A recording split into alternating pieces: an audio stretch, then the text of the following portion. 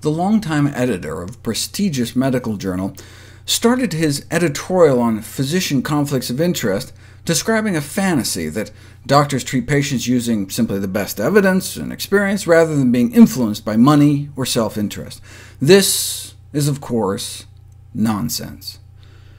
There's a reason pharmaceutical companies spend billions of dollars on the influencing, education, and entertainment of doctors around the world. The vast majority of physicians in the United States take gifts from the pharmaceutical industry, and ironically, cardiologists, whose practice centers around diseases that can be largely prevented and treated with lifestyle changes, receive the most payments of all. A previous compilation of surveys from the 80s and 90s found that on average doctors met with drug industry representatives face-to-face about once a week. Today, your family doctor may meet with drug company employees on average 16 times a month. Wait a second, there's only 20 workdays a month, so that's nearly every day. What does the public think about this? Only about half even appear to know what's going on. So if 83% of doctors receive gifts, it's likely that a significant percentage of patients are not aware that their personal physician receives industry gifts. And we're not just talking like a Viagra paperweight or soap dispenser. For marketing, pharmaceutical companies spend $15,000 per physician every year, making conflicts of interest one of the most pressing problems in American healthcare.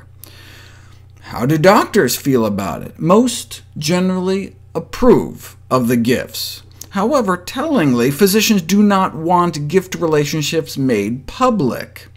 Physicians disagree that it's inappropriate to accept gifts, but their reluctance to disclose this gift relationship to the public suggests that they must recognize that the public would not appreciate the practice.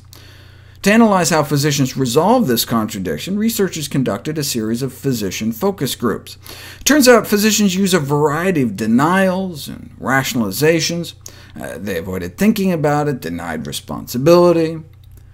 Physicians readily acknowledged the inherent conflict of interest, but this didn't stop them. In fact, some complained that the gifts were getting more modest. Us doctors tend to deny that we personally have any conflict of interest. If a pharmaceutical company buys us a nice dinner, for example, we tend to insist that it won't affect our judgment in any way, as if drug companies just like wasting money on purpose. Most physicians contend that their colleagues are susceptible to industry's influence, but not them. Though physicians don't want these gift relationships to be public, that's just too bad, because thanks to Republican Senator Chuck Grassley, the Sunshine Act was inserted into Obamacare. And so for the first time, patients will now be able to see what, if any, financial ties their own doctor has. Doctors can't hide anymore. This will give patients some insights when choosing a provider, and once the database goes live, law enforcement agencies can also see who's getting money from industry to investigate illegal kickback cases. Right now, it might just be embarrassing, but this could allow attorney generals to go after doctors to see the kinds of incentives they may be getting for writing lots of prescriptions.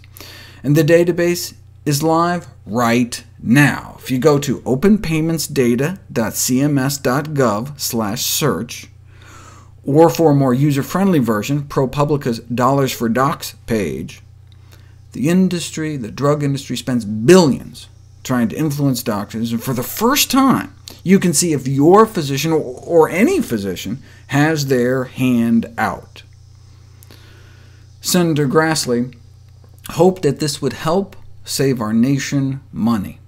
It could reduce healthcare costs if patients view such doctors less trustworthy, or choose doctors less in bed with industry, or could change physician behavior, who may want to avoid financial relationships with companies to guard against this patient distrust, or becoming the target of an expose or investigation.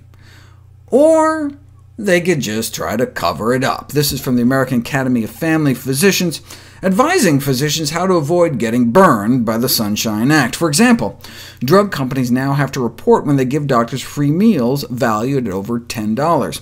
So should family physicians just stop accepting free food from drug companies? No way! You just have to give the drug sales reps the right head count, so the per-person meal cost dips below $10. The former longtime editor of the New England Journal of Medicine said it best. Although the spotlight has been on disclosing doctors' financial relationships with industry, the problem with conflicts of interest is not the lack of disclosure, but the existence of the conflict itself.